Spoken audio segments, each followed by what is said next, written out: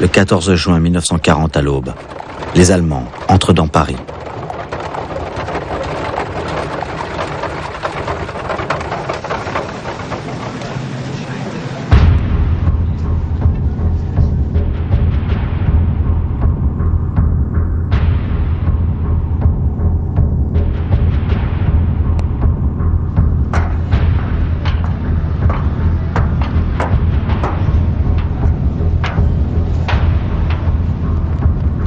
La croix gammée, symbole du nazisme, flotte sur Paris.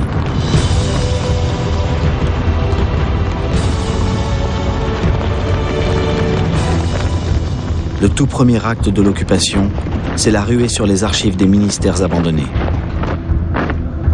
Liste d'espions, de juifs, de francs-maçons, et même l'original du traité de Versailles, qui avait en 1919 humilié l'Allemagne et qui est aussitôt envoyé à Hitler. Le sort de la France se joue maintenant en 3 journées décisives. Le 16 juin 1940, le Conseil des ministres à Bordeaux met Reynaud en difficulté et il démissionne.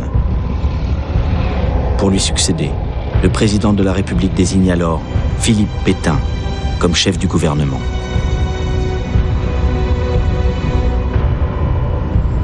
Place de la Bastille, ceux qui sont restés écoutent le maréchal. Pétain, le vainqueur de Verdun, il annonce qu'il demande l'armistice.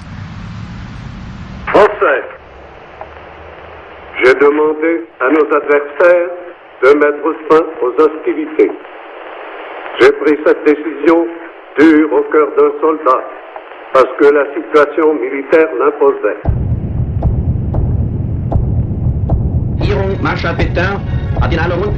La radio allemande traduit ce discours de la défaite de la France.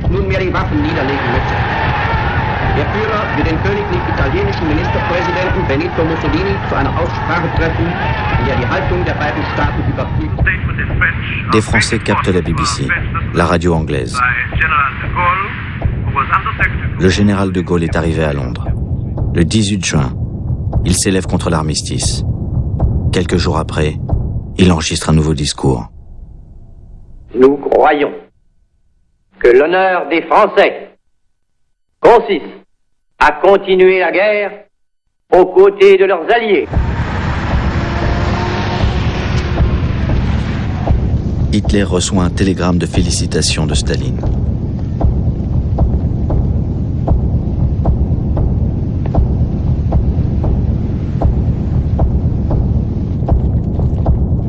Le 22 juin 1940, Hitler arrive à Compiègne, près de Paris. Il a ordonné une mise en scène implacable pour humilier les vaincus.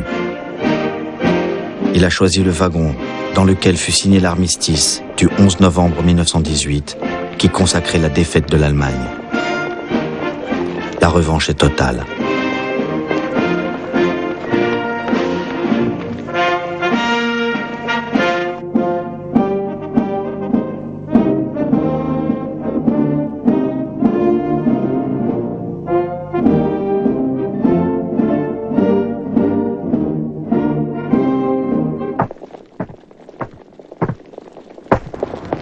La délégation française est conduite par le général Unsiger.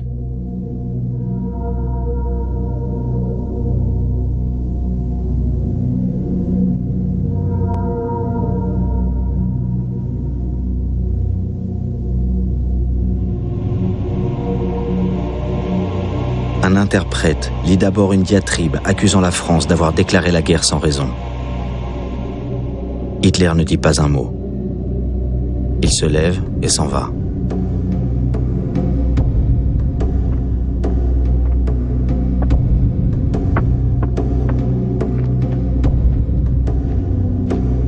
Pendant ce temps, les Français prennent connaissance des clauses de l'armistice, dont l'une est inacceptable: la livraison des Allemands anti-nazis réfugiés en France. Unsiger tente de négocier. Refusé. Unsiger appelle Weygand au gouvernement à Bordeaux. Les services secrets allemands enregistrent la conversation. Oui, mon général, c'est Unsiger. Mais mon général, c'est fait. Oui, mon général.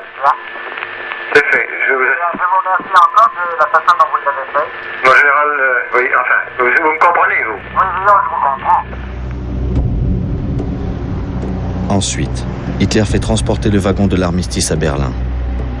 Dans les derniers jours du Reich, il le fera dynamiter par les SS.